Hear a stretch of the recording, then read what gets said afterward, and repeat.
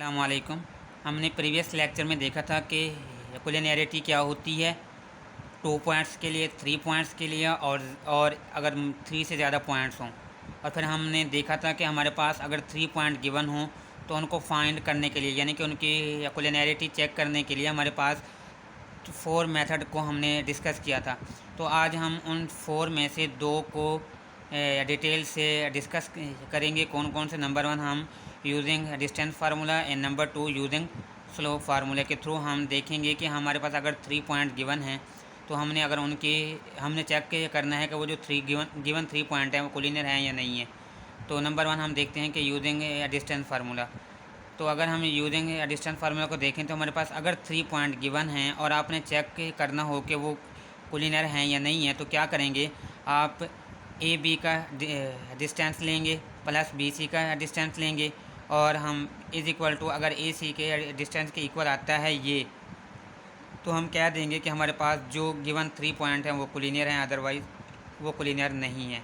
तो हम इसकी एक एग्जांपल देख लेते हैं ताकि हमारा जो कंसेप्ट है वो मज़ीद क्लियर हो जाए। हमारे पास 3 पॉइंट थे ए बी एंड सी। तो अब देखिए हमारे पास ये कोलिनियर हैं या नहीं है।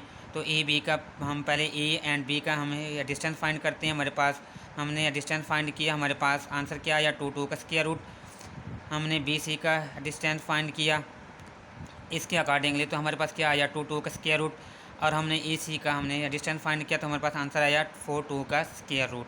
अब देखें हमारे पास, अगर हमारे पास ए बी, यानी कि हमारे पास ए बी का डिस्टेंस प्लस बी सी का डिस्टेंस, अगर ये अगर हम इनको ऐड करेंगे तो अगर ए सी के इक्वल आता है तो हम कह देंगे कि जो गिवन 3 पॉइंट है वो क्या है? कोलिनियर है, अदरवाइज़ वो कोलिनियर नहीं है। देखिए हमने फाइंड कर लिया कि हमारे पास जो ए बी का डिस्टेंस क्या था, बी सी का डिस्टेंस भी फाइंड कर लिया और ए सी का भी। तो हमने जब इनको सिंप्लीफाई किया तो हमारे पास राइट एंड लेफ़्ट साइड दोनों क्या आ गई? इक्वल आ गई। तो हम कह सकते हैं कि जो गिवन 3 पॉइंट्स हैं वो क्या हैं? कोलिनियर हैं। हमारे पास सेकंड मेथड है यूजिंग स्लोप फार्मूला।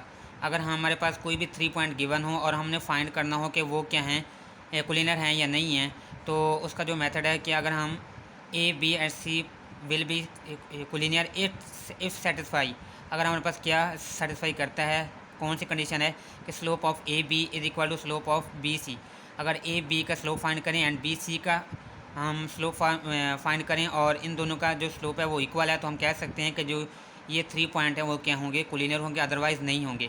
लेकिन यहाँ पे एक और भी हमें चीज़ का ख्याल रखना होगा कि हमारे पास जो A B and B C का कोई जो हमारे पास कॉमन पॉइंट होना ज़रूरी है।